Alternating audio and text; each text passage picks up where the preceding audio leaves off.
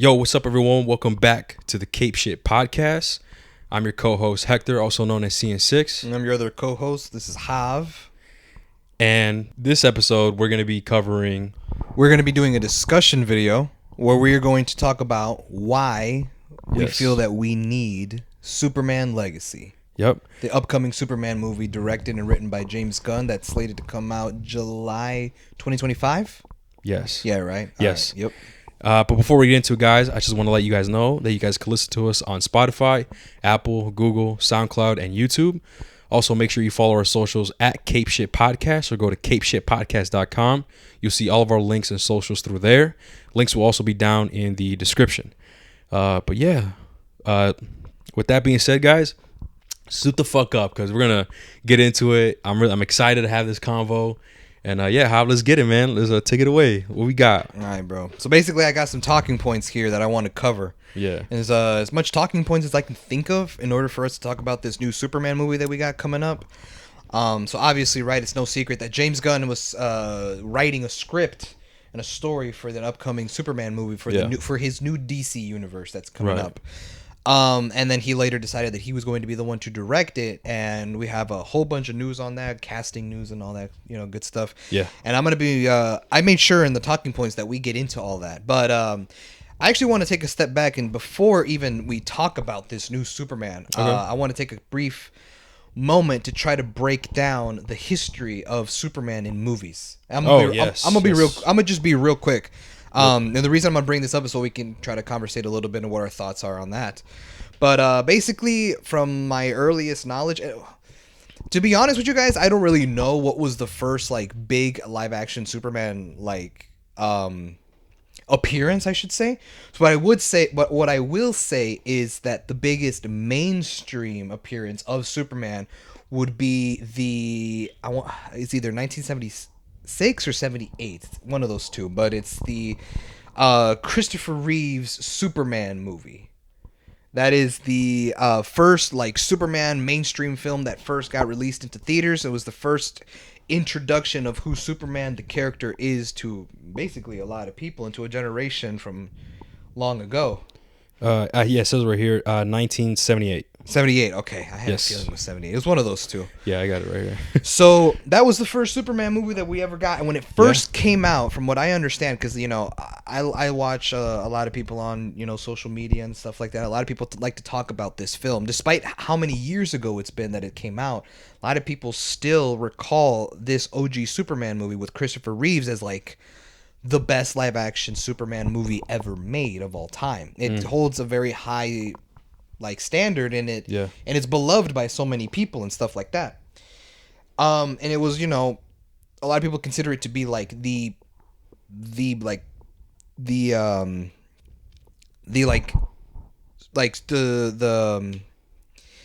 basically, if you want to know what a Superman movie is, if you want to know a movie that did it right and stuff like that, this movie was the one that you would go to and stuff that.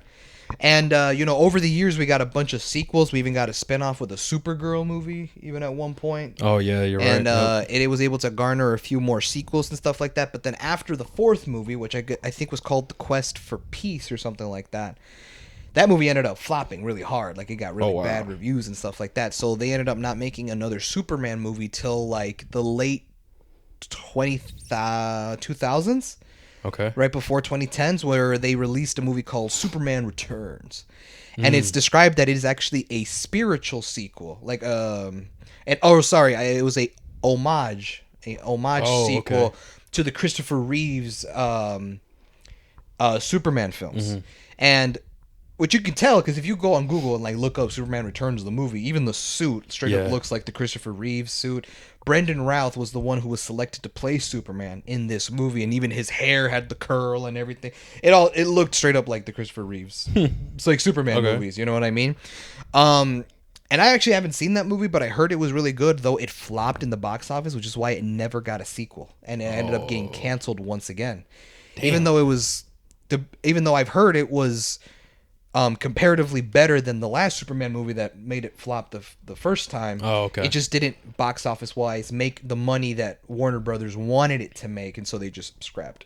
any future possible sequels. God damn. And then after that, we didn't really get any a Superman movie anything until 2013 when they hit us with Man of Steel with Henry Cavill.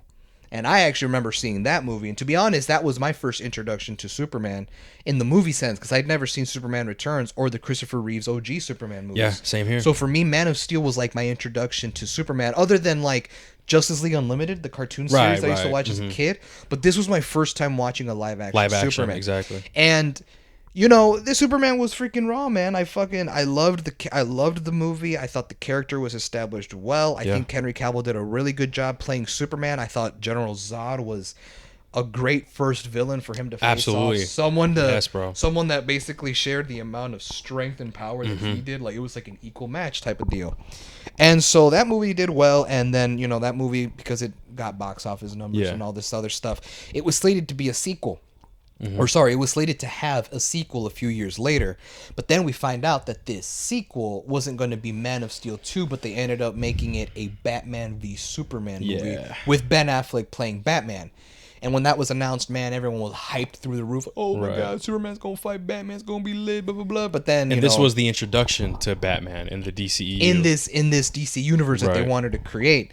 And, you know, hype started kind of dwindling when we saw that they started casting a whole bunch of other stuff. Like, they started casting, first it was Batman, which is understandable because in the movie they were going to fight, but then they started casting Wonder Woman and Lex Luthor, and then they ended up casting the actors who would later on become to play Aquaman, Flash, and Cyborg. And then we heard that they were apparently going to make some sort of Easter egg cameo appearance in Batman v Superman, and it's like, what? Like, this movie feels crowded, like it's got too much going on. Like it's the second movie in this entire universe, that in the cinematic universe they want to establish. It's already very overwhelming. Yes. You know what I mean?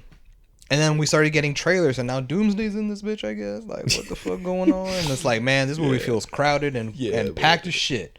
And sure enough, we go and see the movie, and it was exactly that. It was just a 2.5 hour long movie, but even with that runtime, there was too many storylines, too many characters in this movie. Like, and I thought Infinity War was crowded, and it is. Comparatively, it's more crowded. But I feel like this movie didn't do a good job of trying to space the plot lines. No, exactly, because like you don't necessarily care for the characters. Yeah, because you're just barely in meeting them for the first time. Yeah, you're like, okay. Obviously, argument could be, you know, other really hardcore comic book nerds, right? They'd be like, oh, what do you mean? It's fucking Wonder Woman. I already like the character. You know, but I think in a movie aspect, it's not a good idea. Like, is to immediately introduce these characters and all these different characters in the second movie of your universe, because then you don't really care. It's like, okay, like who cares if this person's here? Okay, Batman's here, and okay, like, oh, what's gonna happen now? Okay, like there's not enough. Like, there wasn't enough time to marinate. You know what I'm talking about? Yeah. It was just immediately rushed in, and Hav and I, we always talked about it to where we know the reasons, and it's because the MCU was booming, you know, and so we think that Warner Bros. At the time, because now it's Discovery that owns Warner Bros. Warner Discovery. Yes. Yeah. So Warner Bros. Back then, when it was just Warner Bros., they saw the MCU and they said, we got to replicate that. So they decided to rush things by their second movie in their entire universe to cram us with all these different characters, and it just did not. It was just a mess, in our opinion. And even though many people liked it, like a lot of people love that movie. There's things about it that are enjoyable. Yeah, but as an overall movie, it's still just flawed, and unfortunately, it suffered because of that. Box office wise, it did not suffer at all. It made hella money because everyone was gonna show up day one to see Batman fight Superman for one fight scene that happens at the very end. What the fuck? Right. And then we didn't get another Superman until the Joss Whedon version of Justice League, which even then he didn't have that much screen time because, well, spoiler alert, in Batman v Superman, he fucking dies.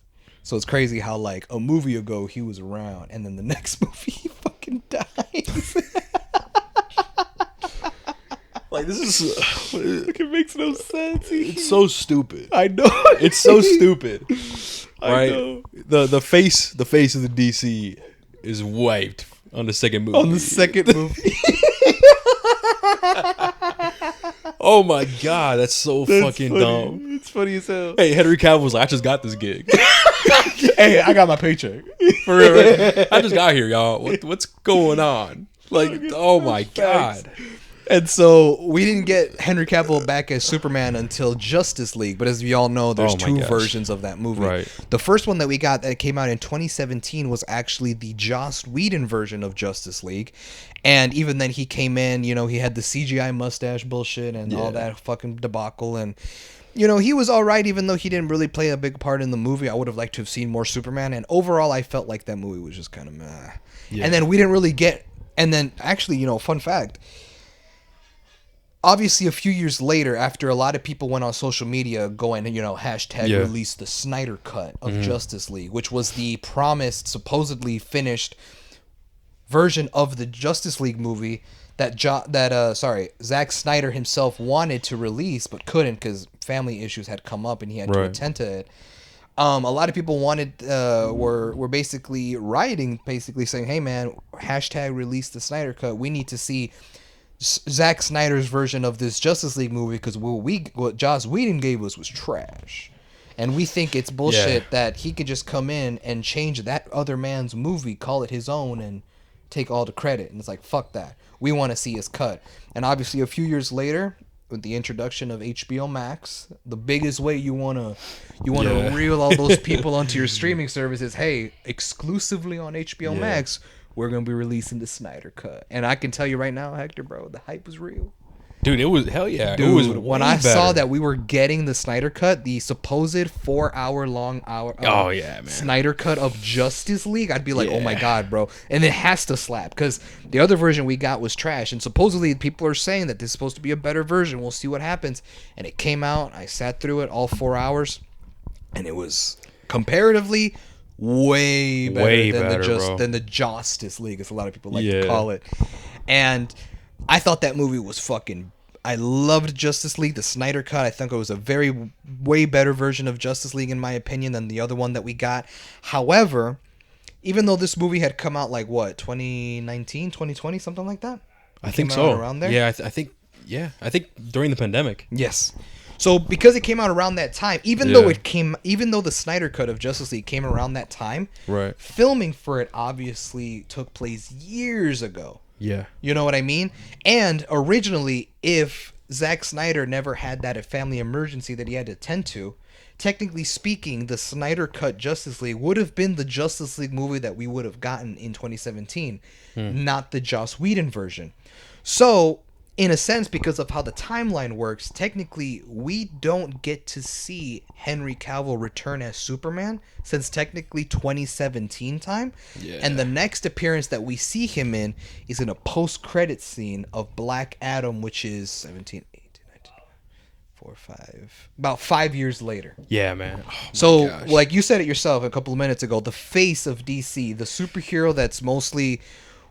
The representation of DC Comics in general was absent from the DC EU for 5 years until he finally made his comeback. Like not only that, bro. Superman is the face of superheroes. Oh yeah. DC started the superhero genre with the comic books with Superman. You know, and then that's when Marvel started. You know, taking on the mantle of wanting to do superheroes and stuff. Superman is iconic. He started this all, man. Facts. You know what I mean? So it's like a shame that this is how they treated the face of fucking DC and superheroes. Like, it's unbelievable. Even with Black Adam, well, Jav, you were there. Like, I was hyped as fuck. Remember that? When he popped in. What do you say? It's been a while since the world's been this nervous. Yeah, it's been a while since this world's been this. You always say it like that. That's how he says it. Why, you say the word wild loud as hell. It's been a while since the word, and then you get quiet. You go, since the world's been this nervous. That's how he says it though. He doesn't. I recently rewatched that clip like a week ago, bro. He doesn't. Oh, he doesn't say it like that. He doesn't scream wild and go quiet at the end. Like, it's been a while. No, he don't. Oh, not scream, but like he does this. He does it. It's been a while since the world's been this nervous. Like, come on, something like that. I don't know. Okay, maybe even if he doesn't say like that, I like to think that he says it like that. So I don't know what's wrong. And that was hype, bro. I know. Remember that? I was like, dude, it's fucking Superman. Nah, it's fucking Superman, bro. I fucking love Superman, dude. I fucking love Superman, like, characters, you know, like that are similar to him, man. I just like his powers. I like everything, and I love his character. And not only that, I really liked Henry Cavill, man. I thought he really did a good job as Superman. One of my talking points actually for this podcast is I was going to ask a question that I was going to ask to each of us, which was, who was our Superman? Oh yeah, we could get into that. Because we got a couple of contenders, right? We have, you know, Brandon Routh, Christopher Reeves, Henry Cavill. You know what I mean? Okay. But real quick before we continue, I want, because you said you sat all 4 hours through the Justice League. Yeah, bro. For real? Yeah. What do you mean? No, for real. Like you sat all 4, like straight up. Like I was straight 4 hours, just like sitting in the couch. Like I was watching it with Mario, which if some of you guys know, Mario, he's a close friend of ours. We had to take like admission breaks, man. Like we were probably like an hour and a half or some shit. And we're like, yo, man, you trying to take a break real quick? Yeah, man. Like we're like, hella long, dude. 4 hours, huh? That's long as fuck. Know, was it more? Was it exact? Like was it exact 4 hours? Like or was it more? Like it was some maybe like give or take 2 minutes. Yeah, man. Like Jesus, you know what I mean? But it was definitely like worth it, man. It was way better. Even like the CGI as well. We get more explanation on the Justice League. We actually give a fuck about them, rather than in the normal. With a longer runtime, you have more time to flesh out the characters. Exactly, bro. That's my point. So yeah, okay. So back on track. Fuck, where were we? That we didn't get another Superman appearance till 5 years later, and it was the post-credit scene for Black Adam. Yeah, man. And that was basically teasing that we were going to get a Superman versus Black Adam fight at some point in the future, which everyone was hyped about. That was until Warner Brothers got bought out by Discovery, and it started making a whole bunch of changes. One of those changes being that they wanted to cast a Kevin Feige-like figure for DC, someone who can be the head of DC, all things DC, not just the movies, but television shows, video games, and etc. Anything that deals with DC Comics, basically. Exactly. And they decided not to go with one person, but they decided to go with 2 different people, and that is James Gunn, who we know has been an established director, filmmaker for Marvel movies by now, and producer and longtime friend of James Gunn, Peter Safran. And so they cast these 2 guys together to be co-CEOs of DC Studios. And when James Gunn and Peter Safran got together trying to work out what they want to do for the future of DC, they decided to make a super difficult decision of not having Henry Cavill return as Superman for future movies. And while it caused quite the fucking uproar in social media, understandably so, we were promised that a Superman movie was actually going to be in development once James Gunn took over, and that's when we found out that he was actually going to be the one writing the script, and then he later decided that he wanted to direct the film as well, and that is the Superman Legacy movie that we have coming out in July of 2025.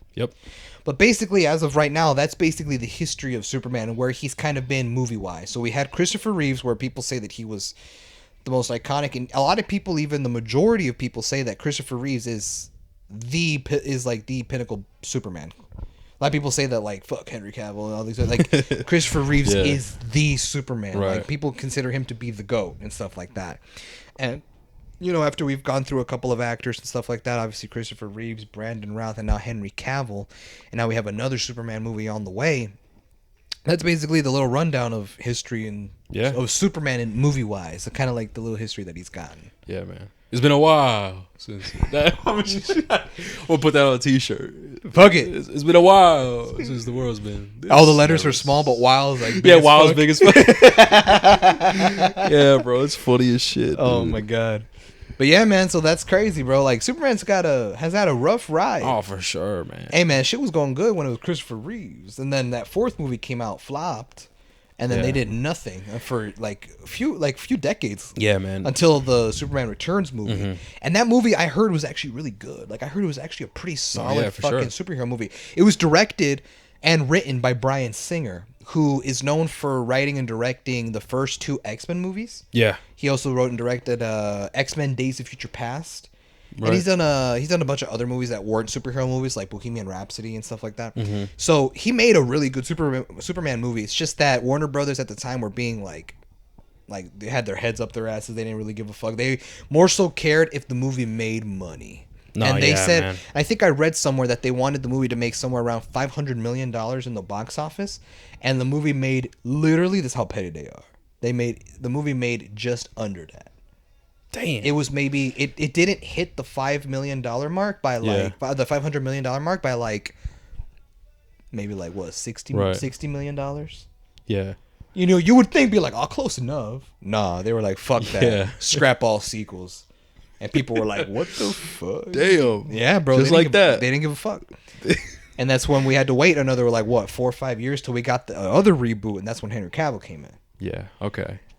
Yeah, man. DC in general, bro, like the live action DC, man, they've been like in a rough spot, man. You know, they've been lacking. They've been dropping the ball sometimes and stuff. Obviously, James Gunn has made one of the better movies for the DC, like the Suicide Squad, Peacemaker, all these different things. But one thing that DC, we've talked about this before, how that DC was never lacking is in the DC animated universe. Yeah, I heard. You know, the DC animated universe, like, that's always been fire. You know what I mean? And that's where, as of right now, I guess that's where DC's, like, strongest point is. Like, that's their strongest suit. And hopefully with James Gunn in the picture and the new DCU, hopefully that changes. You know what I mean? Mm-hmm. But yeah. So let's get in. What we got, Hav? I was gonna. So I mean, you briefly mentioned it, but I was gonna ask, who did you think was your Superman? Oh, well, see, it's very. I think for me personally, I think it's very difficult to like really have an answer, just because I haven't seen the other guys. Exactly, I haven't seen the classic Supermans. I haven't seen Superman and Lois yet. By the CW? The CW Arrowverse. Yeah, I haven't seen that. The only Superman that I've seen is obviously like the DC animated universe and Henry Cavill. Yes. So like, if you were to tell me, okay, which Superman do I like overall, probably the DC animated universe. Okay. But if it's like live action, obviously I'm gonna say Henry Cavill, just because I haven't seen everyone else. Oh no, for sure. Absolutely. And like we said before, I grew up with Henry Cavill. Henry Cavill was the first Superman movie that I've seen like live action. Yeah. You know, back in 2013. You know, so I just have that more so connection with him from growing up with him, and not seeing him and the way not seeing him throughout these years is like, what the fuck? And finally seeing him in Black Adam, dude, I lost my mind. I was like, yo, finally, bro. Like, what the fuck's going on, right? Yes. But obviously, what you mentioned before, James Gunn. You know, it sucks, bro, because Henry Cavill like went on Instagram and was like, dude, remember that was the worst. Dude, that was bad. He was like, I wanted to give everyone the weekend to get a chance to go see Black Adam, but you know, if you guys have, well, you know, if you haven't, spoilers incoming. But yeah, I just came on here to say that I'm officially back. Yeah, man. As Superman, and I was like, let's go. It's bro. It's so good. And then a month later, it's like, hey, yo, it's been a wild ride. It's been a while since the world's been this nervous. this nervous. Or like this. With my departure. Yeah. Oh, my God, bro. That sucks. I know, bro. It's like sucks, the way man. they did him. They did him bogus, bro. Like, I felt like he did good, bogus. bro, for the movies that he was in and stuff like that. But yeah. It sucks, bro, because just of how messy the DC universe got, the pre-DC universe, what basically the Snyderverse, as people like to call it, right? It just sucks, bro, because I feel like just because like of how rushed they were and how messy they were, like it didn't really give Henry Cavill the opportunity to shine and to really give it all his best. Yeah, dude. For sure. Hell yes. I feel like I never really, other than the first Superman movie, I feel like I didn't really see him give us his full potential of like what Superman can be. I really wanted Superman to be like the Iron Man of the MCU, but like for DC. Absolutely. A character that I would see grow in like over 10 years, and then he can give his life. In the comics, like through Doomsday, just don't do it in the second fucking movie. It's like, what the they try to speed run that bitch. They try to beat Marvel. To the like, hey, we ended our story first. Yeah. Wait, it took y'all 11 years? That's crazy. That's crazy. I did it in 2 movies. We're hitting the world record. I could do it in 3. Oh my crazy. god, bro. Yeah, bro. It's so bad, bro. But you know Fuck what, them. bro? I'll be honest with you, man. Personally, Yeah. for me, I'm kind of on the same boat as you, dude. Where I'm just like, I haven't seen the other actors. Yeah. I don't know how good of a job Christopher Reeves and Brendan Routh has done, and you know what I But mean? because of this pod, we will. yeah, we'll get there. We'll eventually, you know. We'll get there. Yeah. We'll eventually get there. Hopefully Definitely. hopefully it'll change or something, you know. Yeah, definitely, absolutely. But Yeah. I will say, bro, as much as I enjoyed Henry Cavill, that's not my Superman, though. Oh yeah, yes. You told me about this. Yeah, and I've told you about this. We've Yeah. talked about this off podcast, guys. But I was actually telling Hector that my Superman is actually the Superman from the CW Superman and Lois television show.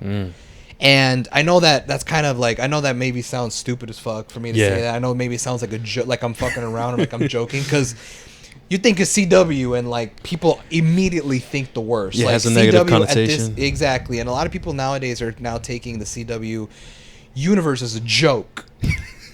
That's fact. It's Yeah, mostly it's- with the Flash, bro. Like, No, with all of it, bro. Like let me it see. wasn't just oh Flash, yeah, but, like what Gotham Knights? Gotham Knights. No, they and canceled that after the first. first season, bro. Hey, we already knew what time it was. Yeah, We bro. already Like knew. the Flash went downhill in their writing, bro. Yeah. Gotham Knights was canceled after a season. DC Legends of Tomorrow was canceled. Arrow ended. It didn't get canceled. It finished its run. After like what 8 seasons, but I felt like the finale didn't really have much of a payoff. They had a Swamp Thing television show in the CW that I heard was really good, but after they aired the first fucking episode, it was announced that the show had already got canceled. Yeah, I heard it was. I heard that too, bro. That it was like really good, but then like you said, the first episode they canceled it. After, and they ended up releasing all the other What was the like, fuck? I think it was like 9 or 10 episodes. They Yeah. released all the episodes like weekly, like till Uh-huh. it ended. But like Right. after the first episode had aired, they said, "Yeah, we're canceling." This And bitch." when was that? I don't remember, bro. It was like 2018, 2019, something like that. Do you bro. do we know why? I didn't look much into it. I just remember okay. thinking how dumb it was that after airing the first episode and it received audience It's like they and don't. critic reviews positively. It's like that they just want to. canceled It's it, like they dude. don't want to make us happy, bro. Like, It's they're like they- just- like- they're dumb as hell. It's like they don't want to make us happy, bro. Like, nah, you like that? Nah, we scrapping it. What the hell's your Wait, you problem? hate this shit? Nah, we finna keep it going. Like, Yeah, what are it's you like, on? what Like, the fuck? no, man. So that's for those weird. reasons, I can understand why a lot of people see the CW as like a joke. Ah, yeah. So when I say, not gonna like- lie, I'm one of those. No, people. I'm not gonna lie. understandable. No, absolutely, and I don't not gonna argue lie. it. So that's why I know a lot of people are like, "Come on, Hob, you're full of shit." Like, what do you mean a CW Superman is better than? I'm telling y'all, Yeah. the CW Superman and Lois television show, like, I'm ashamed to admit it, I'm not even caught up. Like the 3rd season, as of filming this episode, has just wrapped. Like the last episode of season 3 just aired on television, and I have not caught up. The only Superman Lois thing I ever saw was just the first season, and that's on. And I saw it. I binged it in like a day or two, and on HBO Max. But that's all I've seen. I gotta catch up. I gotta go back and try to catch up with the other seasons. But just in that first season alone, Yeah. I am not even joking. And this is why I'm excited for Hector to check out Superman and Oh, Lois. for sure, it's gonna happen. Is that, bro? I'm telling you, Hector, bro. I'm telling you, bro. The first 10 minutes of the first episode, I saw this motherfucker Yeah. before my eyes, and I go, "Oh my god, this is probably like the most accurately representation of an adapted Superman I've ever seen." Like, Oh, wow. his characteristics, the way he talks. Like, Superman is known for him being like a Captain America type person. He's Yeah. all about truth and justice and doing things for the better, for the greater good. But he's like cool. Like, he'll walk up to a random citizen and be like, "Good morning, citizen," and like shake his hand to everybody. Yeah. He'll play with the kids. He'll be like, "Yo, what's up?" Like, he's Yeah. super cool. First 10 minutes, I see this motherfucker save a little kid from a bus. Damn. A bus, bro. It's about to fall on this kid. Yeah. And Superman comes in and saves him with his strength, and he puts the bus down, saves the little kid. Okay. And I think the kid was playing with a toy or something, and the toy rolled off. Superman grabs the toy and gives it to the kid. He's like, "Here you go, young man." And like in all the charisma wow. that Superman carries, and I get you. this is this scene that I'm talking about, that I'm Yeah. explaining, is a flashback scene. So he has this old okay. school stitched up Superman suit that looks like the one from like the comics. Oh, okay. So he has like the red underwear shit. Yeah, He has, like old- he has yeah. like a classic Superman. It was like a black and red logo Superman. It wasn't Kingdom Come. It was like another one, but it was black and red. But he had the blue, and it was a red cape. Yeah. So, and so basically, when he wanted to become Superman, that was a suit that his mom, Martha Kent, actually stitched up for him. Mm-hmm. Right? So he stitched up that suit for him, and then that scene happens where he saves a little kid from a bus that's about to crush him. He saves him, stops the bus, and puts it down. Like I said, he was playing with like a ball or something, or with a toy. And he grabs the toy, gives it to the little kid. He goes, "Here you go, young man." With like, he's smiling, just being Superman. Be like, "Here you go, young man." And the kid's like, "Thanks. Nice suit." He goes, "Thanks. My mom made it for me." Yeah. Flies off. That one interaction, I was like, damn, bro, that was Superman. Listen, Hav. I was like, holy shit. And then as I kept watching the show, I realized that it didn't feel corny to like where like, man, it just sounds like he's speaking 1960s DC Comics dialogue. Like, it felt very modern in the sense of how he acted and everything. That literally after watching the first episode of Superman and Lois of the first season, because this is a take on Superman where he's already married with Lois Lane and he has kids, bro. He has two twin sons that are both teenagers in high school. So he's also a dad. So now he has to balance being Superman and being the world's savior, while on top of being a father to his kids and shit like that. Yeah. And so, literally just watching this first episode of Superman and Lois, I was like, "Hey man, low key, I think this is my Superman." And then I'm kind of excited to watch it. And then I finished the first season. I go, "This is absolutely my Superman." Fuck. Like, I don't think. And listen, I'll say it again. I liked Henry Cavill. I thought he did a very good job. But if I had to compare the two, bro, yeah, I don't think I've seen a better modern representation of Superman than the one in Superman. No, and that's kind of true because like with Henry Cavill Superman, it was a lot more dark and gritty of a take. So you know what I mean? That is true, and that's mostly because of Zack Snyder, because he actually decided to go that route. Which, I mean, that's fine, I guess. Hey, creative control, man. The filmmakers should be given the freedom to do whatever they want. But at the same time, I didn't mind it when I watched Man of Steel, but a part of me was like, this is kind of a pretty big deviation from what the source material is. Like, sure. Superman is not supposed to feel this sort of dark and gritty. Like, he's supposed to represent hope and stuff like that. In a sense, there are scenes in the movie where he does. Yeah. But you compare, I don't know, a scene like that to a scene from the Superman and Lois Superman. Yeah. Dude, that right there, like, it's just night and day. Like, I'm telling you, like. Well, I thought Henry Cavill did a good job. You're absolutely right. It was kind of like had like this darker tone to it. Like, definitely. It was like even with the suit, just felt like Batman Begins, but with Superman. And it's like, okay, Superman shouldn't be that way. He should be represented in like the color correction on every shot filmed, the colors, the cinematography. It's supposed to be vibrant. It should be colorful. It should be beautiful. Compared to Gotham City, where it's always raining and dark and broody, and the sun's never out, but it's 7 a.m. Yeah. The fuck? And Superman and his tone and his environment should be the complete opposite. That when I saw Man of Steel, a movie that, don't get me twisted, is a movie I still enjoy, I did notice that it kind of had a different vibe to it. Absolutely, bro. And I think that's why watching Superman and Lois and seeing the Superman that I kind of grew up watching on Justice League Unlimited, the cartoon series, when I saw as a kid, being represented in live action, I was like, bro, this is the Superman that I've been wanting. Like, yes, dude. Dude, I'm telling you, Hector, when you finally get around to watch the show, I am. You're gonna be like, bro, like, it's gonna be Daredevil all over again. All right, you're right. You did put me on Daredevil. Come on, hey, man. But here's the thing, though. He will be my Superman. I just gotta hear him say, "It's been a while." Yeah, you're dumb as fuck. It's been a while since the world, man. I feel like, okay, real quick, right? Because you're mentioning how, the color correction and everything, which is true, right? Henry Cavill's was a lot more darker, a lot more grittier and stuff. But for some reason, bro, in the Black Adam end credit scene when Henry Cavill came out, I felt that like hope, type shit. You know why though, right? You know what I'm talking about? Because even the suit looked brighter. Thank you. The suit looked brighter. Absolutely. And the way he presented himself. Absolutely. Like, and it's been a while. And bro, do you notice? Do you notice when you watch Man of Steel, bro, the yellow in his S symbol is kind of dull. Yeah, yeah. It's like a muted yellow. It's not bright and vibrant. No, yeah. But when he came out on Black Adam, it was brighter. It was a bright yellow, and you're like, bruh, like that looked like the Superman logo from the comics. Dude. Bro, that whole scene was like, what the fuck? Oh, like, man. And I was super hyped for it. I want to relive that, not gonna lie. That moment. Yeah, bro. It was so fucking cool seeing Henry Cavill come back. Yes, dude. Absolutely. And I was hyped, man, just like everybody else was, bro. Yeah. Okay, so we already established, obviously, I guess mine, right, is going to be Henry Cavill as of right now. By default. Right? And then Hav, yours is from Superman and Lois. Yeah, I kept saying that Superman and Lois.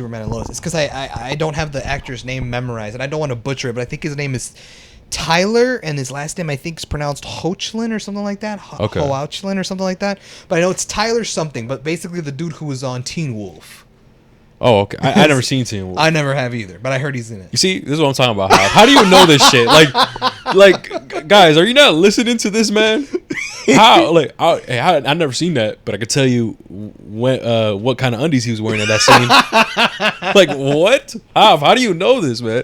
Okay, all right. So he was from Teen Wolf. Okay. Yeah. All right, so what's the so what we got next? So basically we gave our rundown on the history of Superman. We talked about who our Superman was. Yep. So now it's only right that we now make our transition to the present time.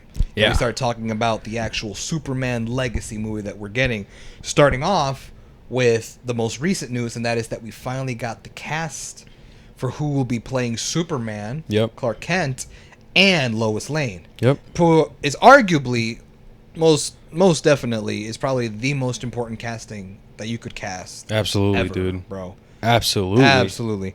And when news broke, man, everyone was going crazy and stuff like that, and we got confirmation that in James Gunn's directed Superman legacy film, playing Superman himself is actor David Corenswet. I hope I pronounced his name right.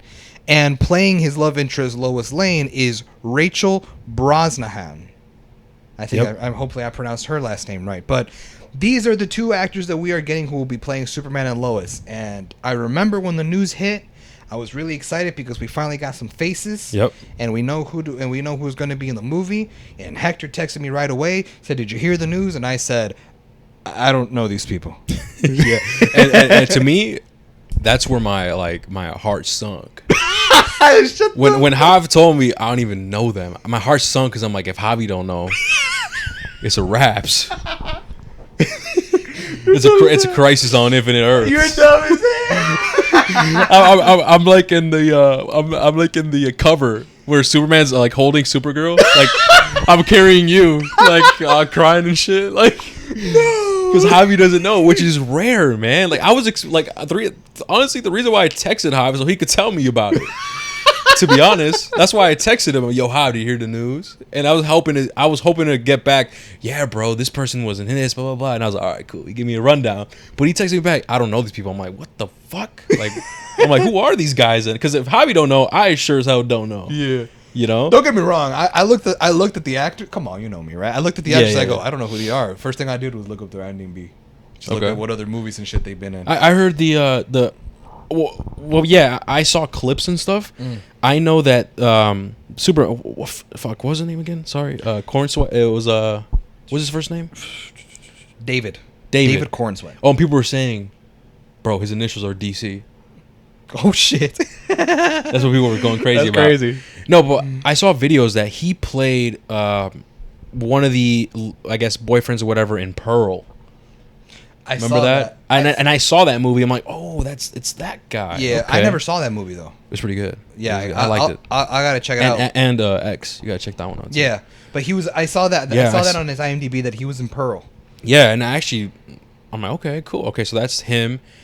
The other Rachel, I don't know where she's from at all. Yeah, no, I mean, I'm looking at her IMDb right now. Is there anything that we've seen? Probably not. She was on Patriots Day, which was a Mark Wahlberg movie, The Finest Hours.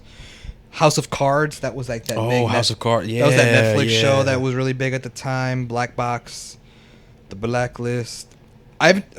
She was in one episode of Grey's Anatomy, I guess. Oh, okay. But yeah, these are things I'm not seeing any of these, but like I've heard of them. And I've heard that David Cornsweet, right, that he's like relatively new in like the acting like space. Really? Like he's not like, well, maybe not necessarily new, but like he's not like super like well known, if that makes sense. Hey man, this motherfucker copped Superman. That's gonna change in 2 years.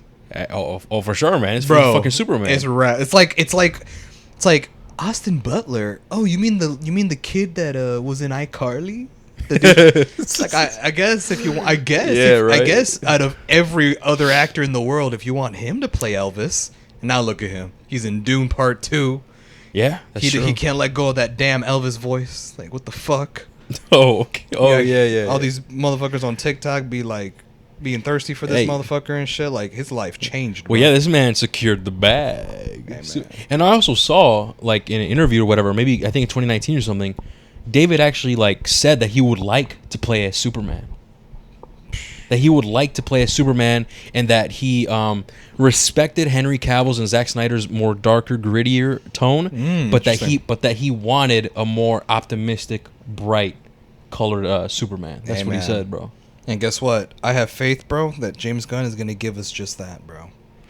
Yeah, bro, because that was one thing that you and I were always like worried, if that made sense. Yeah. You know, we're always worried like, but like James Gunn, I don't want to go jump too ahead, but like, remember he went on that podcast and like he pretty much like answered our concerns. Like he made us at ease, if that makes sense. I don't want to jump ahead, but so yeah, those are the castings that we got.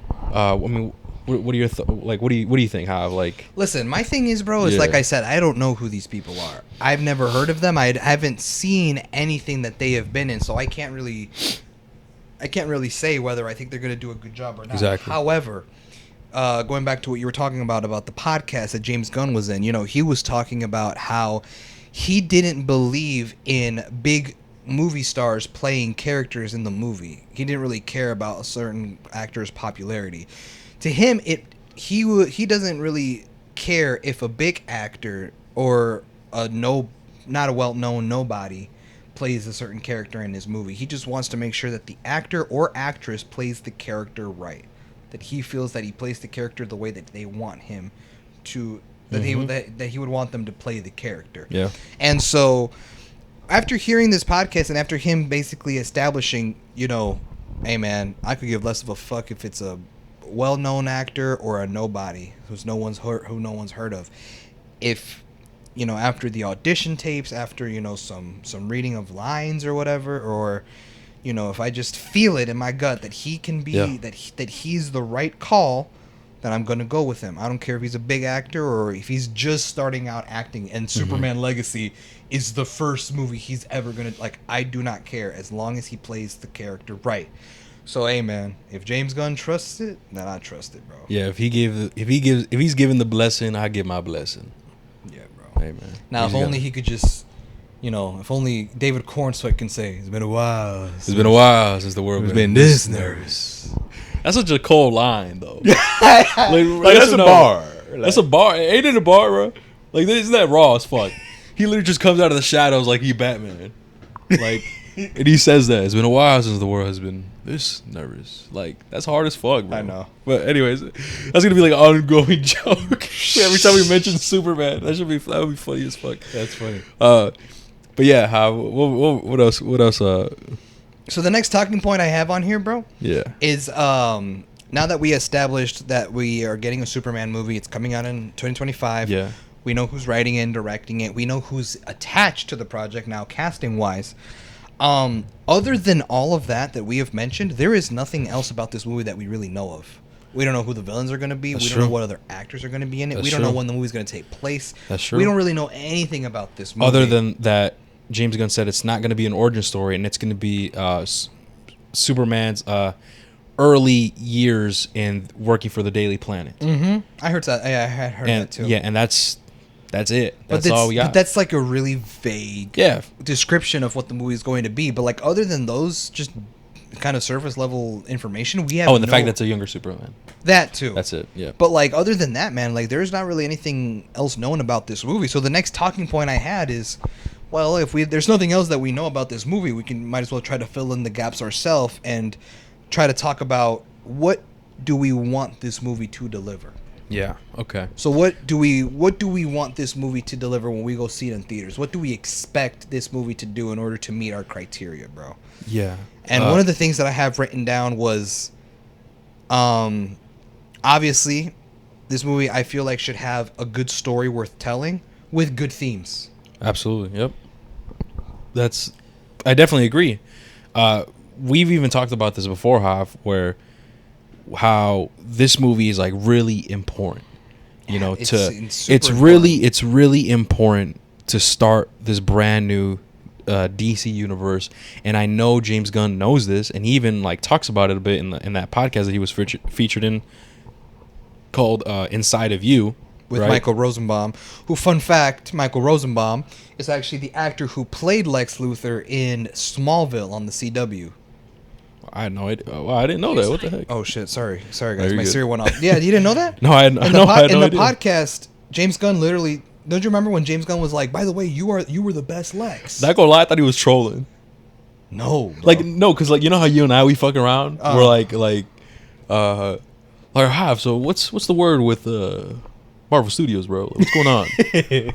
or like you know what? You should play Superman or like something. You know how we like fuck around? Yeah. I thought that's what he was fucking around bro. with. No, the reason he says that, he's like, hey man, and you know what? I'm gonna just keep it real. You were the best Lex. You were the best Lex Luthor, because he played Lex Luthor in Smallville. Okay. You know Smallville, the show, like where Superman was a teenager in high school and like it lasted 10 seasons. Okay, it sounds familiar. It was like a show on Superman when he was a teenager in high school. Okay. People say it was really good. I never saw it. It lasted 10 seasons. It's really long though.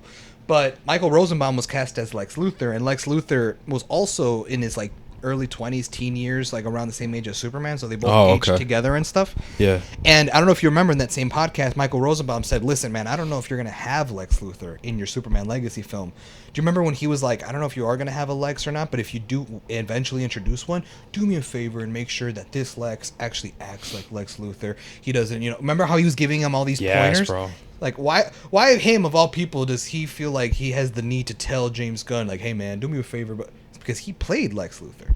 That makes a lot of sense. Not only is James Gunn saying it, which was very nice of him, but also a lot of people say Michael Rosenbaum's Lex Luthor in the Smallville CW show is the best live action representation of Lex Luthor. Yeah. That's against, I don't know the actor's name who played him in the Christopher Reeves movie, but Kevin Spacey played him in the Superman Returns with Brandon Routh. Obviously, we had Jesse Eisenberg, which I thought was terrible casting. Is that from the dude from Zombieland? Exactly. Yes, I was literally about to say he was fucking trash. No, I hated him as Lex Luthor. That was trash. So garbage. That was trash. Like the way he just acted, like it was just trash. It just didn't feel like Lex. Man. And low key, man. In that podcast when he's like, "Hey man, if you're gonna cast a Lex Luthor, do me a favor." He was man. referencing that. He didn't want to drop names, but let's be real. I'm like, I know what you're talking about. No, he was, bro. I know exactly who he was talking about. Definitely, absolutely. But yeah, bro. So that's why. That's basically who Michael Rosenbaum is, the guy who hosts that podcast. He played Lex Luthor in Smallville and stuff like that. So in that podcast. Fuck! I lost my train of thought because I was gonna say something. Yeah. You were talking about how in that podcast, you said that James Gunn recognizes that this is a very important movie that needs to get made. Like it cannot flop and shit like that. Yeah. He definitely understands that, and he talks about it in that podcast. Mm-hmm. And there's pressure, definitely. There's definitely some pressure on him, man. Dude, and look, here's the thing. And even though technically up until now every movie that James Gunn has made has not really missed, and it's well now established that he can make a good movie, let alone a very good superhero movie.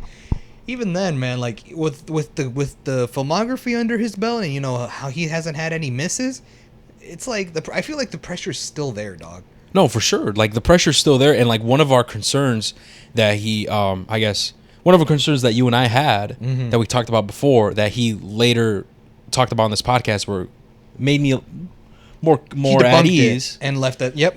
Was that? Do you remember how I said James Gunn loves his comedy? He loves his humor. He loves his humor. How he does with Guardians of the Peacemaker. Galaxy, Peacemaker, The Suicide Squad. Exactly. And one of my biggest worries was I don't want to see that in this strong movie. sense of humor. Exactly. You didn't want to see. I know one of the things you said was you don't want to see Superman act like the current MCU Thor. Yeah, current MCU Thor is trash. Well, that's a whole nother topic. But yeah, I don't want that, bro. And in this pod, he said it himself, like, no, like this, it's not going to be one of those films. Like, I'm actually going to take I'm taking this really seriously, and I'm going to really tell a compelling story, bro. And that I was like really comfortable. And not only that, because even his friend, I forgot his name, the host of the pod. Oh yeah. He even says to him like, yeah, it's because you're a fan. You're actually a fan of this genre. You're not like these other CEO heads or whatever, or these other studios that just care for the money, that just care to drop something and get fucking money in return and whatever. Like James Gunn, he's actually a fan. Like he grew up with the comic books. He has a passion for filmmaking, all these different things. So he's not just doing it for the money or whatever. He's actually passionate about it, and he really wants to take it seriously. Yep. And that goes back to where he said he does not give a fuck if a well-known actor lands the role of Superman. He says he doesn't care. He doesn't care. It could be someone who's barely coming up in the scene, as long as they portray the character right. Exactly. And once he said all that, bro, that's where I was like, I calmed down a bit, and I'm like, oh, you know what? He's self-aware. He's self-aware, exactly. And I'm actually, you know what? I'm putting faith in James Gunn. You know what I mean? Yeah, bro. Like, for sure. It almost felt as though, like, back then, bro, because we would say, like, oh, yeah, man, we just got to trust James Gunn, bro. I got faith in him, blah, blah, blah. It feels as though back then it felt like having our faith in James Gunn was kind of, like, risky. It felt like a risk. Whereas now it feels a lot more... We're feeling a lot more at ease and a lot more comfortable with it. Because of this. Yes, you know what I mean? Because of everything that he said. Like, everything he said was what we wanted to hear. Exactly. I just hope that he says all this stuff, and then when we go see it, it's like... That he actually stays true. Yeah, we hope that he stays true to it. You know what I mean? And obviously, Warner Bros., considering their track record and everything, they're giving him full control, man. So, like, they're giving him full control. Well, you got to remember, it's not technically Warner Bros. Anymore. Now that Discovery bought them out, like, all the... Yes, Discovery, that's what I meant. All the... Warner Bros. Discovery. All the upper people, like, all the, you know, CEOs and presidents and all that shit were all replaced by different people. Right. So, yes, that's what I mean. Like that, they're not getting involved in that shit. Just like how James Gunn is not getting James Gunn and his team is not going to get involved in Matt Reeves' the Batman. Yeah. Like that's absolutely creative control is absolutely fucking important. You know, just like if Sam Raimi got creative control with Spider-Man, we would have got a fucking banger of third movie, and even a fourth movie. Exactly. Which supposedly was going to include Vulture. Oh wow, Vulture. Okay. Yeah. But yeah, that's my point, bro. Creative control is like super important, and I'm glad that James Gunn, obviously as the head of the DC Studios, he's having full creative control. We know that that he can write and create compelling stories. You know, we've seen him multiple times. So I definitely have faith in him now, especially him coming out and saying all these different things and understanding, and he's self-aware how important this is. Because if this movie does not do well, it is done. This whole DCU plan to me is done because it didn't even have the chance to properly start. Exactly, because Superman, whether we like it or not, guys, he is the face of DC, man. He's the face. So this movie has to be a masterpiece. Because if it's not, then we're not going to be excited for any other project. We're not going to care as much for the universe anymore if this Superman fucking sucks and we don't like him. For me, bro, I feel like when we eventually get to that part where we actually review Superman Legacy, if I don't walk away rating that movie at least an 8 or higher, I feel like something went wrong, bro. Yeah, dude. I think for me, if I don't give that bitch a 10, bro, low-key, something went wrong, man. Low-key, I got to walk out like I walked out from the Batman. Yeah, low key. You know what I mean? Like, yo, this was like Endgame type shit. I gotta walk out of there like, dude, this was the greatest fucking shit. Like I gotta walk out like I walked out of Black Adam, not because of the Black Adam movie, but because of the end credit scene. I was hyped as fuck. Like I was like, yo, that was amazing. You know, that's how I want to feel, man. Like this movie is really fucking important. Yes, dude. And I'm so glad James Gunn is really aware of that, bro. Mm-hmm. You know, but yeah, okay. I guess we say really quickly like what do we want to see, right? Obviously, I want that optimistic, right, hopeful, bright Superman. Mm-hmm. You know, that's although we already discussed Henry Cavill's his Zack Snyder, more grittier, more darker. I want to see the Superman that I just described, and based on what James Gunn said, which is really cool, is that he actually put out the comics that he used for inspiration. Oh, you know what? Yes. Yeah, do you remember? Yes. Yeah, he put out the comics that he read and is using as his inspiration for these films and projects that he announced. And one of them that inspired us Superman Legacy was Superman All-Star, which is a beautiful, optimistic story of Superman under essentially accepting his death. He's dying, and his last time on Earth, right? He is doing everything he can for humanity and spending time with his loved ones and doing as much good as he can before he leaves.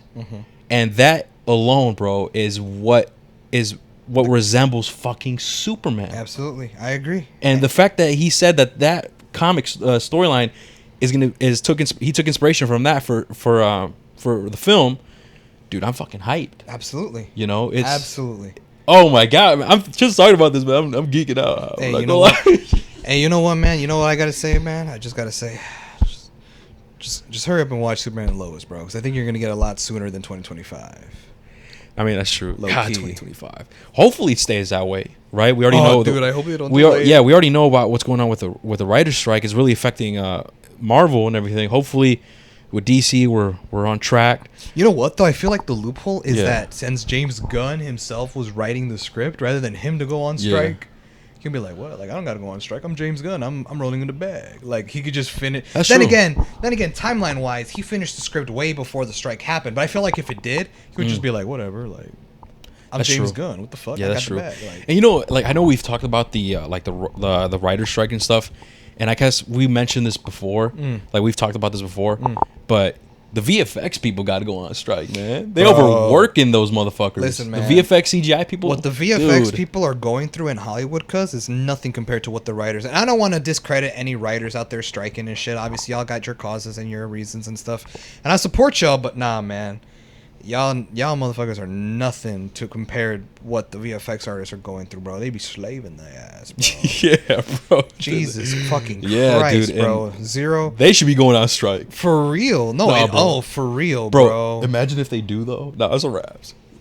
Avengers Secret Wars coming in 2030. Yeah, dude. Oh man, that's gonna be crazy. Yeah, nah, bro. It's fucking. Oh god. No, yeah, but what about you, Hav? Like, what are you looking for in Superman Legacy, or was it pretty much everything that I included? Is there anything I would missed? say, you know what, bro? I would say is everything that you included. Definitely, that's number one for me. I feel like that's what I need, bro. And I feel like with James Gunn, bro, I got faith that he's going to give us that. But I also want to just kind of leave that feeling with this like feeling of like holy shit, like this feeling of dude. unbelievable. Like I kind of like I want to be able to like. I don't know how this is gonna sound. It might sound a little corny. Okay. I'm not gonna lie, it's gonna sound corny. Okay. But like I wanna feel like I'm Superman. like I wanna just be in that bitch. Like, can you just cast me as an extra? Can you just save me from a falling building? Save me. Just tie me up. Put me on a railroad track. Put me on a railroad track and have Superman come and swoop me away. That's what I need. You know, just have him lift me up, bro. I'm not even trapped or nothing, bro. I'm not even in peril. Just have him lift me up. Oh shit, that's funny as hell, bro. and drop my ass, dumbass. Drop my ass like a giant drop. Drop my ass and then come and save me. Like a giant. That's funny. It's called the giant drop, the super drop, Superman. the Superman giant drop type shit. But anyways, how yeah, go on. But I was gonna say that like something that I really want, bro. Like, and it's Yeah. gonna feel a little corny. And this is actually a feeling that I often get a lot of times when I revisit my favorite movie of all time, which is Sam Raimi's Spider-Man 2. Mm-hmm. And that is that I want to be able to go and watch this Superman movie, bro, and just walk out of it being like, just thinking about the movie and thinking about its themes and how deep and how powerful some of the themes in this movie are teaching us. Yeah. Being able to look at Superman's optimism and his heroism and how it's unmatched to any other living person in the world. I want to be able to like remember certain dialogue in scenes between characters where I could feel what they're saying. And overall, like, I just want to have that feeling where I could just reminisce and think about all the things that I liked about this movie. And like, it's one of those things where like you think about it and you just think about like how deep the themes hit, how much the dialogue was on point, how much the acting was there and everything. You just like how optimistic and how heroic Superman is and how he will always do things for the greater good. Like, I just want to have that feeling where like just thinking about just the overwhelming amount of optimism that this movie could have in its 2.5 hour runtime or whatever it might be, that it almost just makes you kind of emotional. Just thinking about it. Yeah. Like, you almost get teary-eyed because you're like, it's such a beautiful message. Like, no other movie has ever moved me this way. And I say it again, like with Spider-Man 2, bro, man, I have scenes like that all the time. Like scenes where Peter and Aunt May are talking. You know what I mean? Like just scenes of like a mother figure and her adoptive son just having a conversation about life and how to move forward and how to always push through. Scenes like the dialogue that Rosemary Harris's Aunt May and Tobey Maguire's Peter share in all 3 Spider-Man movies all hit, bro. There's never been a conversation between them that doesn't hit you on a personal level, that I think about it and it just gets me teary-eyed because it's like, bro, because, you know, a lot of times I also relate it to my real life. You know, I sometimes imagine I'm Peter and Aunt May is like my mom or my grandma or some other important mother figure in my life that helped me be the person that I am today. And I feel like that's what good movies do. You walk away from a mid-ass movie, you're like, bro, that movie was mid as fuck. Like, I don't give a fuck. But if you go and you walk away from a really good movie will make you reflect and go, damn, bro, what if that was me right there? And talking to my brother or my mom or my dad. And like when you feel the scene and you feel the dialogue and the passion that's in that one scene alone, that it kind of hits you and like it somewhat like inspires you. And it inspires you and it gets you emotional. It kind of gets you a little teary-eyed. There is no better feeling than that. That's how you know a movie definitely hits you. That's how you know when people say, "Oh my god, that movie moved me." That's what they mean. That feeling. Exactly. And, dude, bro. more than anything, I would love to walk out of Superman Legacy with that feeling of like, bro, that movie fucking moved me, bro. Exactly. And I'm gonna play devil's advocate, Hav. Uh-oh. Because I know that we're talking highly and what we're expecting and everything. My worry is, bro, is it's okay. I don't want to get our hopes super high because what if it's good but it doesn't really meet what we expect, you know? And then that way it'll, I guess, kind of drop down the enjoyment and the experience that we've had, you know? But it always goes back to where when you're passionate about these characters, when you're passionate about this genre, it's hard not to. Exactly. Absolutely. You know? So it's really tough. That's why I say realistically, if I don't rate this movie at least an 8, that's fair, or higher, that's fair, something's gone. Something's like wrong. You know what I mean? That's why I say like at least an 8, because in case, you know, like the concern that you have, like that worry, like you never know, blah blah blah. Like, of course, that's why I want it to be a great movie, not a 7, not a good. I want it to be a great Superman movie or better. Hopefully, like preferably masterpiece. Oh, absolutely. Man. You know what I mean? Preferably, please. But yeah, bro, I think that's like what I'm gonna try, but it's so hard, bro. Like, if you really love these characters, if you're so passionate about this shit, guys, it's hard not to like overhype it and be super fucking excited. Yes, and bro. You know, man, like even with James Gunn joining joining Warner Bros. Discovery and becoming the head CEO of DC Studios, it literally caused so much hype that when this movie drops, bro, you know everyone and their mom are gonna go watch it, man. It's gonna be the day it goes on sale. I'm copping tickets, bro. Like, there's no way we're gonna miss out on a sold out movie theater. Yeah, dude. And no way I'm gonna wait too long I'm gonna wait too late to buy tickets that we get screwed over and get front row seats and we gotta recline our seats all the way back. Hey and man, shit. We're like, that's what happened to me at least with Endgame. I know, bro. was That's late on at y'all, night. low key. Y'all bought tickets the day of. Nah, we fucked. Yeah, Like we fucked up. And it's funny because I knew that low key. I was just like, bro, really? Like this is the most Nah, we anticipated fucked movie up, coming man. out this year. Yeah, I we know fucked for a up. fact. And you know what, bro? Hmm. Fandango, AMC, Uh-huh. Marcus Theaters, all these movies, bro. They knew this fucking movie was gonna be hella hyped and people were gonna go see it. How did I know? Because I went to go buy tickets on Fandango, and I was like, bet money. The tickets are on sale. Fandango. Avengers Endgame at so-and-so theater at this time. And the screen that usually Free popcorn, large Coke. Large soda. Promo code HIVE. HIVE is hungry. Stubs members. Stubbs members. Owns 50% equity of Marvel Studios. Heated floors. Heated heated floors. Heated floors. Weighted blankets. That's funny as hell. Weighted blankets. Yeah. You're here for Avengers Endgame. It's like, yeah. It's like, Hive. Yeah, right this way. It's a presidential. It's a presidential theater. It's a throne, bro. Yeah, it's a throne, bro. No, it's a queen size bed. That's funny as fuck. Okay, wait. What were you saying? No. Oh yeah, you were buying the tickets. That I said that all these companies, bro, they knew that Endgame was going to be hyped. How did I Yeah. know? It's because I went on Fandango and I went to go buy the tickets. The screen that I was expecting to see was, okay, how many tickets do you want to buy? You know how it asks you like how many adult tickets, senior tickets, child tickets? Yeah. That's not the screen that I got. I got, you are now in a virtual line.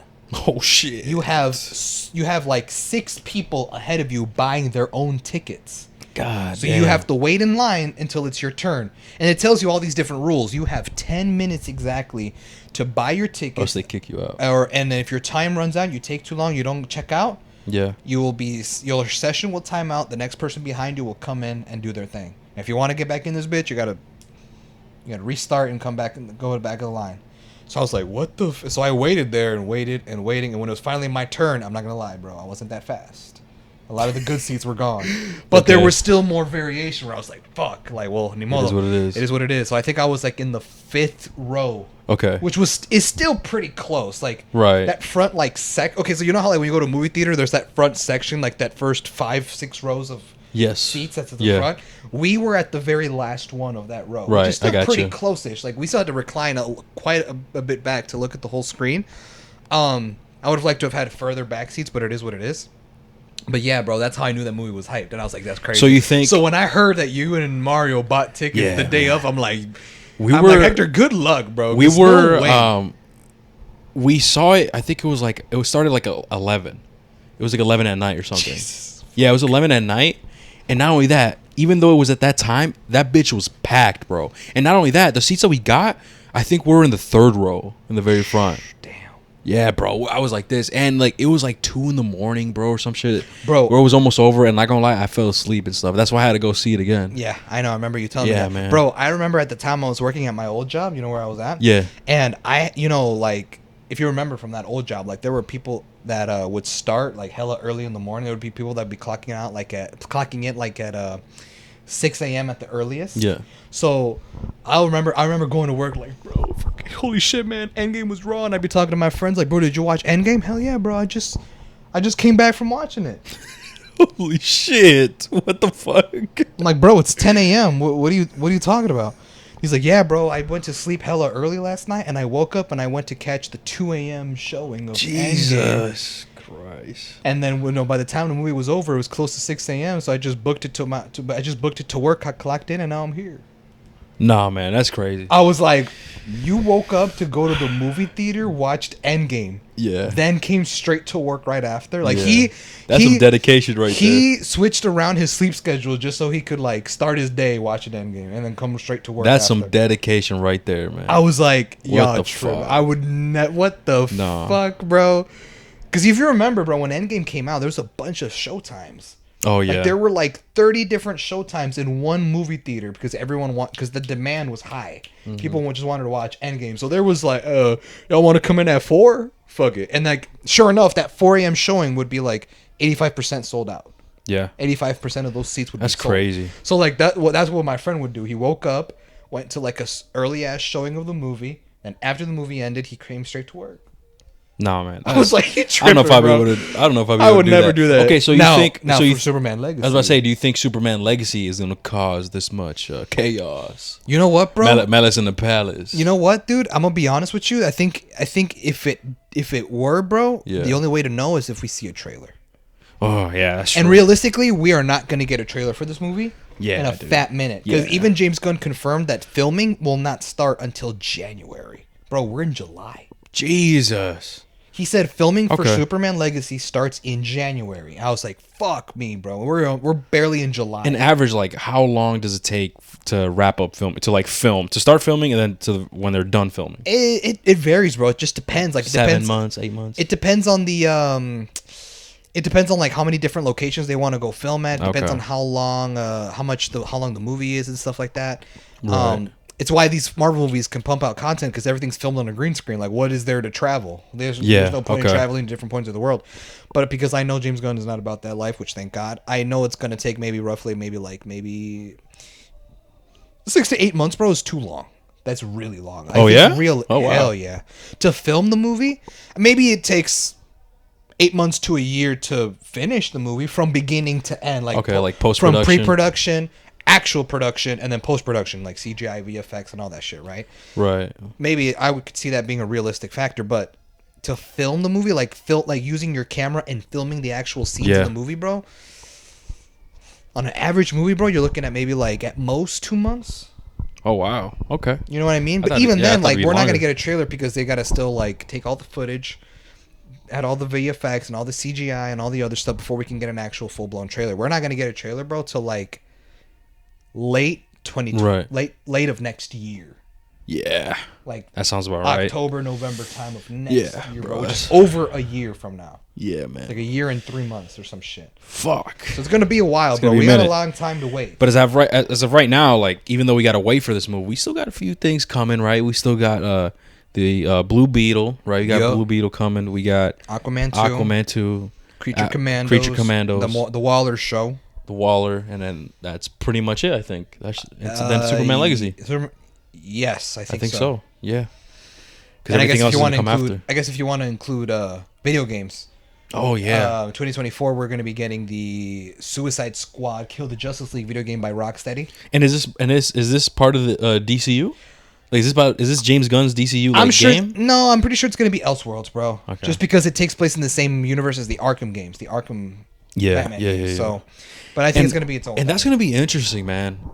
Right? Because James Gunn not only wants to do movies and TV shows and bring animated characters to live action, and then live action to animated, he also wants to include video games, man. I know, bro. That's risky as fuck. I think what he's gonna do, bro, is that he's not gonna make the video games be pivotal parts of the story. Mm-hmm. It's not like it's okay. Like, let's take the MCU, right? It's not like they made it's not like they make phase. It's not like they made Phase 1 movies and then the Avengers movie, like the movie that it was leading up to, was the video game.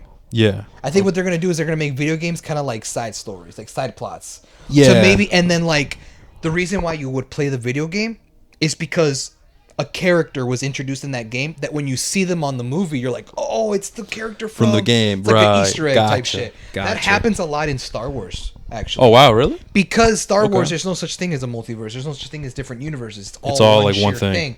So when you watch a Star Wars like movie or TV show, and you're like, "Whoa, it's the dude from the video game," like that happens a lot. You're gonna see that quite often.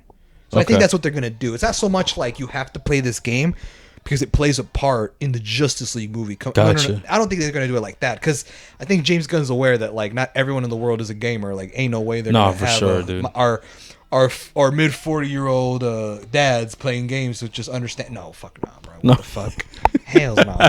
No, you're right, bro. You're definitely right. You tripping? Okay, so now we discuss what we're looking forward to see. Oh, you know what? Maybe should we include like maybe predictions of like villains? Or what do you think? Bro, I'm gonna be real with you. I don't have any predictions. The only thing I have no idea what they could do possibly. the only thing I could think of, I guess, to not make it go crazy, because because like I said, we kind of want to ease into universe. Let's establish some things. And what we mentioned before, General Zod was a perfect first villain for Henry Cavill's Superman, and just Superman in general. Just because Superman's his villains, bro, they're like intergalactic, bro. Yeah, I know. You feel me? And I feel like that's just too much. I feel like General Zod was a perfect. Zack Snyder was smart on picking General Zod because it's a little Someone bit more from his homeworld. Exactly, pretty grounded. It's not Brainiac. It's not Doomsday going crazy, ballistic, right? You know. On top of that, it was someone who was equally as powerful as Superman. They had the same powers. Exactly, and bro. Like, exactly. Because they both are from the same home world. Exactly. So, but obviously, with that being with General Zod are already being done in Zack Snyder, and not only that, we see him again in the Flash. There's no way in hell it's going to be General Zod again. No, it can't be. It's not. My only guess, it's going to be maybe Lex Luthor. It has to be, bro. That's what I'm thinking. But then like... I think it might be Lex Luthor. But then, like, my thing is, like, okay, so how are they going to do that? Low key, like, Yeah. is he going to... Because, you know, like... I don't know if they do it. I'm pretty sure they do it in the comic books, bro. But I know from the Injustice video games that Lex Luthor fights in a big robot mechanic suit that is able to like withstand fights with Superman type shit. Right. So like that's maybe the only way that I can think of is like if he goes into his old robot suit, or and I don't know if you know this. I think you did. You maybe have saw it, but James Gunn confirmed that Superman Legacy will be the official introduction to the Authority. Oh yeah, I saw that, bro. I saw that. So maybe the Authority might be the villains, low key. You think? Because if the Authority is getting their own movie. That's what I'm saying. So maybe it's like their introduction, like as the villain, then it springboards onto their own movie kind of thing. Is the Authority coming after Superman Legacy? It does come after. Okay, maybe that's I think if it does, and I think you're right. But my only thing is like my only concern is that the Authority is a team. So now you're dealing with like with 6 members. So it's like 6 different members, going up against Superman, which is light work. Let's be real, it's Superman. But my problem is, in the Authority they do have a Superman-like being. Okay, I could see that. Yeah, that is facts. They do have one. That is facts. But here's my problem. Well, not my problem. My concern is that, you know, one of the biggest complaints that we had with Batman v Superman is that it was super packed with characters. And now you're going to tell me that the villain in the movie is a team consisting of at least 6 members. So now not only is this is not really an origin, but an introduction to this DC Universe's Superman, but now these other people that are now getting introduced. What if? Hear me out. Maybe this is just me brainstorming. This is me in the writer's strike, or this is me in the writing room brainstorming. Just call me the AI. Yeah, just throwing shit, right? So we know that the Authority's coming, right? Is going to be introduced, whatever.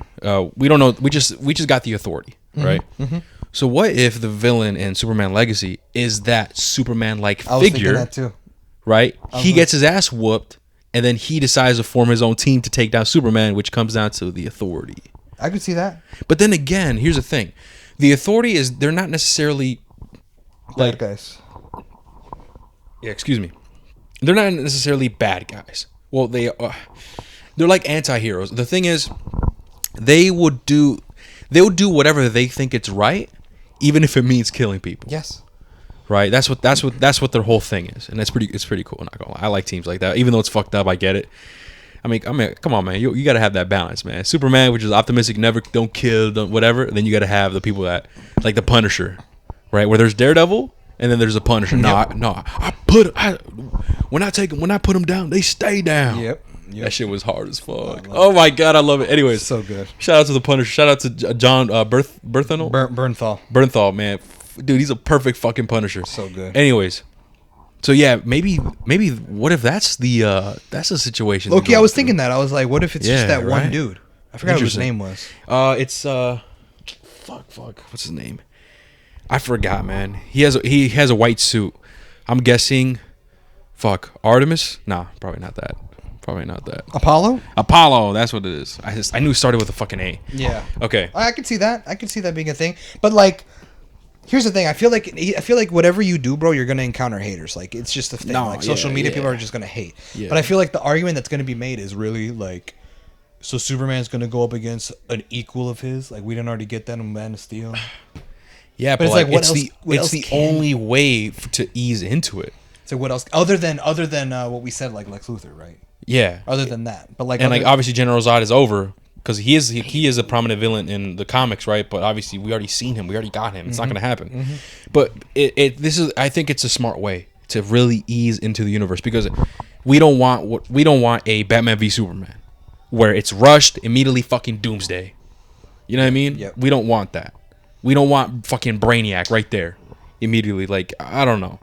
Maybe we're wrong. Maybe if James Gunn does bring these characters in, who knows? We don't know what he's gonna do. Let's say he does. Hopefully he does it in a way where it doesn't necessarily feel cluttered. You know what I mean? Exactly. So Definitely, yeah, I agree. okay. So yeah, that's all we could. Do we have anything else, Hav, or was? No, that was basically it. With us think about what we want from this, what we want this movie to deliver.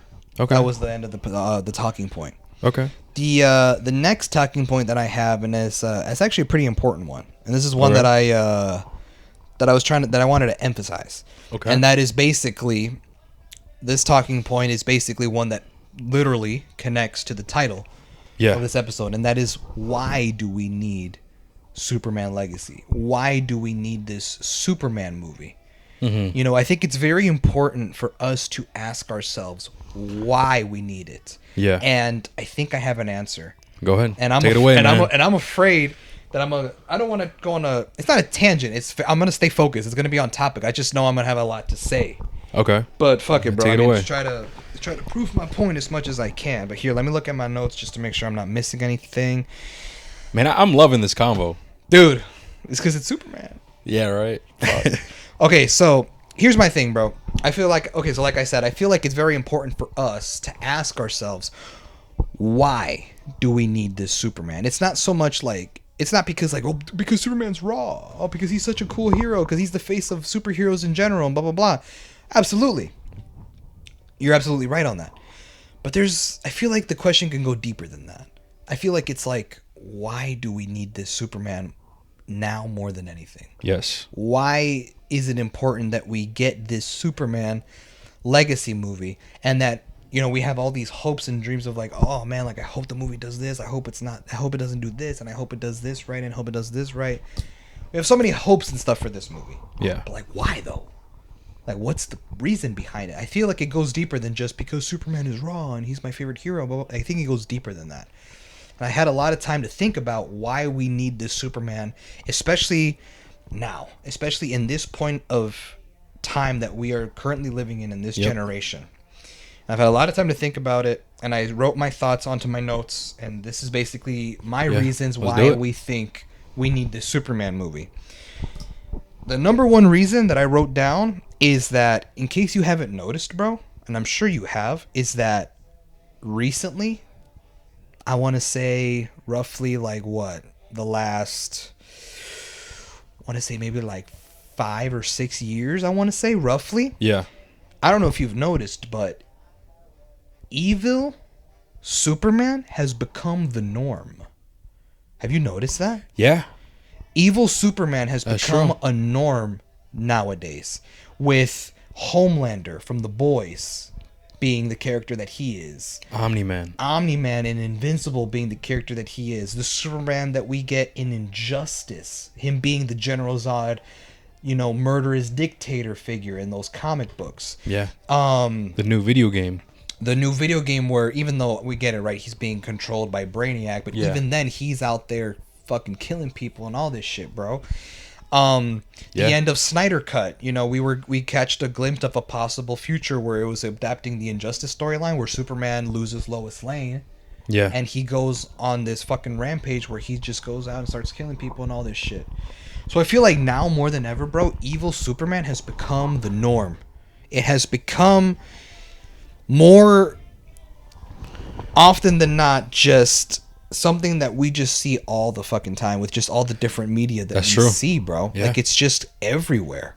And it's one of those things where it's kind of fucked because evil bad guy Superman has become the norm nowadays.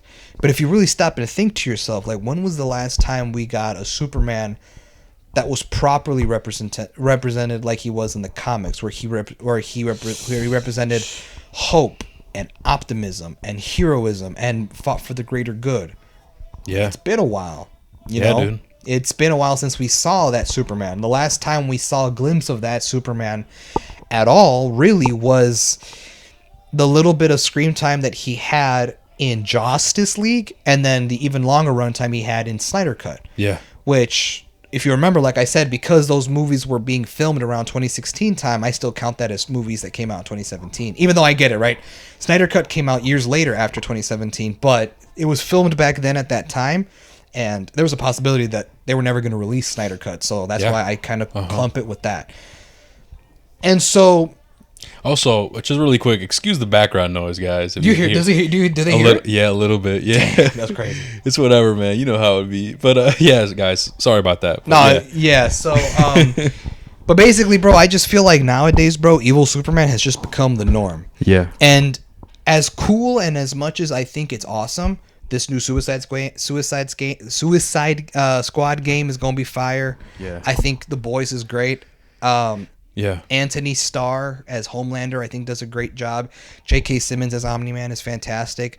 The Injustice video games from NetherRealm Studios are fucking fire. And as much as I love all this content, a part of me does kind of feel a little bit bothered that we haven't had a proper representation of Superman for the good. And I think, kind of now that I'm talking about it, I think that's probably why Superman and Lois has meant so much to me as it has. Because like you haven't seen that in a while. Such a long time that when I saw it, I was like, bro, gotcha. This is the breath of fresh air. Like, here's the Superman that I've been wanting. Because Henry Cavill's kind of been MIA for a very long time. Makes one post-credit scene in Black Adam, but now he's gone, and it's like, now I'm back to the lack of Superman, and now we got to wait till 2 more years until Legacy comes out. Yeah. So when I finally came across Superman and Lois, and I saw this Superman being everything that I wanted a modern take on Superman be, it's why I think that that's my Superman, because it's like, bro, this is what I've been wanting. Yeah. You know what I mean? That's so true. I feel like now more than ever, bro, it's just like we need to be reminded that Superman is the representation for hope. That he is the representation of all things good and optimism.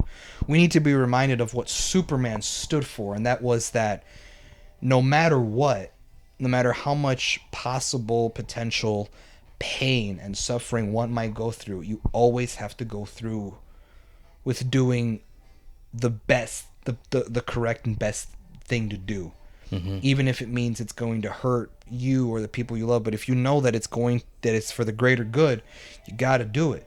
And even though it sucks and you might go through some hardships, you have to know to just hope. You know, it's very, it doesn't make any sense for Superman to have a symbol on his chest that literally means hope, and for him not to like hope. You know what I mean? That's why I feel like he is the perfect embodiment for hope. He is the perfect embodiment for optimism and heroism and just being able to just fight for the greater good. And we need to be reminded of that. Especially, you said it perfectly, man. And especially because, like, if you want to get a little realistic, like, especially nowadays, man, fucking, bro, social media, bro, cancel culture, like, all this fucking bullshit that's just been amplified to 11 for years now, this fucking cancel culture bullshit. Mm-hmm. People like James Gunn coming out and saying, you know what, Henry Cavill's not going to come back as Superman, and people were going on Twitter sending death threats, telling him to go fuck himself. There was one time where I saw fan art of Henry Cavill's Superman with the severed head of James Gunn on his head. What the fuck? All bloodied and shit. Really? I swear to God. If I can look it up, I'll send it to you. But, bro, it's real. I'm telling you. What the fuck? Bro, in this day and age, bro, like, it's like, especially just in real life, bro, like, just the viciousness of people when they go on social media and just in general, bro, like, the world that we live in is just kind of fucked. It just kind of is what it is. And in a sense, it's always been that way, but it was never this bad, this much, ever. And I feel like we are now, like, in the peak of it. Yeah. And I feel like we always say that every year, like, bro, we're in the peak of, like, when shit's really bad. And I think the reason why we say that is because it keeps going up and up, and, like, it's never really declined. Yeah. And so in a world where, like, we just are surrounded by just negativity and viciousness, and, you know, where cancel culture is just too fucking powerful at this point, and people go on Twitter to literally send death threats to people and all this bullshit. Yeah. I think more than anything is that this generation of people, all 7 billion of us that are living on this earth need to be reminded that sometimes even people are worth saving. And who else to represent that than the man that literally has hope on his chest? Absolutely, bro. So I feel like this is why. Well said. Yeah. We need this fucking Superman legacy movie. That's the why. Not because, and yeah, he is a raw superhero, and I'm sure he's a bunch of people's favorite superhero. But let's dig deeper than that. This is why I think we need him now more than ever. As much as I love having evil Superman characters in my media, it's gotten to the point where I'm like, all right, man, this is cool and all, but like, where's my actual Superman? Superhero fatigue? Nah.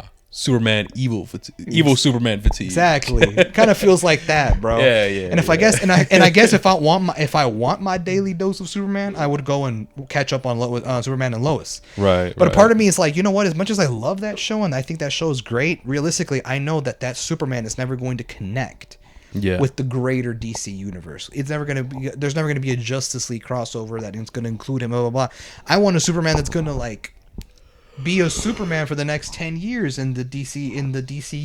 Mm-hmm. I want to see a Superman that's gonna link up with the Justice League, one that's gonna interact with the Batman. Like, yes, I know I'm never gonna get that with my Superman and Lois Superman. That one.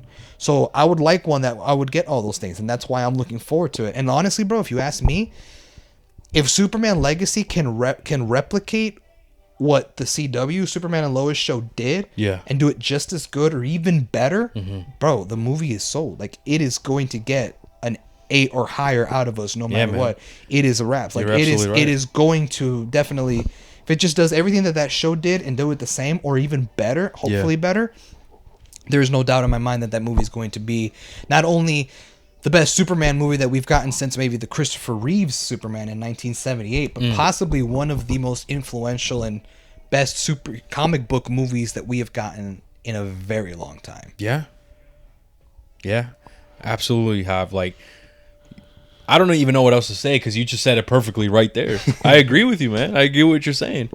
You know, was that the only? Did you have any more thoughts that you? No, those were all the. I just made sure that I got all the talking points in the why we need Superman. Yeah, why we need the Superman movie.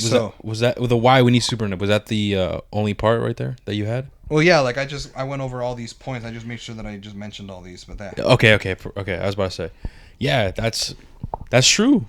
I dead ass don't know what to add because I think you pretty much said it like perfectly. You know, the fact that we're getting these evil Supermans. We need to remind it about hope again, and yeah, dude, this movie is definitely a very important movie that really needs to happen. That is really gonna make or break the future of DC. Yeah, man. Truthfully, man, yeah. That's my opinion at least. No, absolutely, dude. Absolutely, it's gonna make or break it, man, and we just hope that it fucking makes it. Because DC has been in a rough spot for many fucking years. And it sucks to see these beloved characters like being treated this way in the live action format. You know? Like, that's where like it really sucks. That's why we really need to see a change. And I hopefully James Gunn does an excellent job and really puts the hope in Superman and honestly puts the hope and faith, I guess, in the new DCU. You know what I mean? But yeah, I guess like we pretty much covered everything, right, Huff? We pretty much covered everything, guys. So yeah, hang up your capes, guys, because that's gonna be the end of this episode. We hope you guys enjoyed. Thank you so much for listening, and be ready for whenever we drop a new episode. Until then, wait for our signal. Take care, guys. See you.